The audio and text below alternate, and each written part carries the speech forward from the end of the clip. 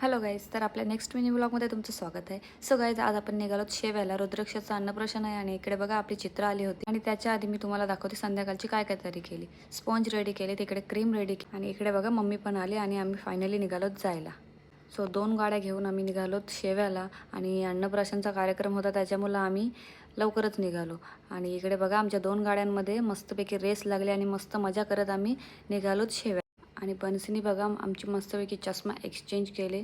Style मारत मारत लाल गॉगलमध्ये हाय बाय करत आम्ही पोहोचलो शेव्याला.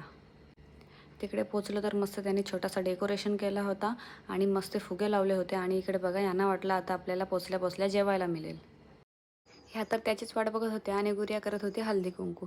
सो आम्ही थोड्या वेळात निघालो उरणला जायला, कारण आमचं थोडंसं काम होतं. आम्ही आमची गाडी नाही नेली, स्कूटीवरच गेलो होतो त्यांच्या आणि लगेच जाऊन आलो रिटर्न. आणि आलो तर बघते तर वहिनीसा मस्तपैकी रांगोळी काढत होत्या आणि मी इकडे घेतले फ्रूट्स कट करायला.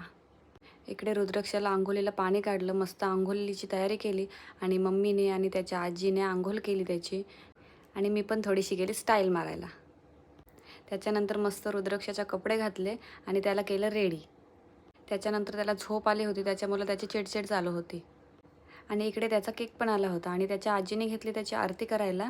आणि आरती झाल्यानंतर त्याच्या आजीने एकदम रॉयल स्टाईलमध्ये त्याचे चैन घातले आणि अशीच सेम चैन त्यांनी एक बन्सीला पण बनवून आणली होती. ती चैन तुम्हाला नेक्स्ट व्लॉगमध्ये दाखवेन.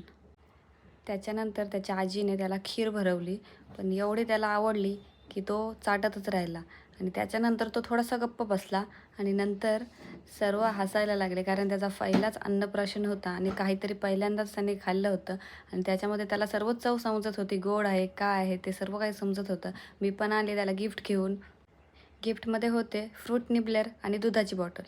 त्याच्यानंतर त्याचा 6 मंथचा केक कट करायला घेतला, कारण त्यांच्या घरचे पण आले होते आणि त्याला एक छोटासा कार्यक्रम करायचाच होता.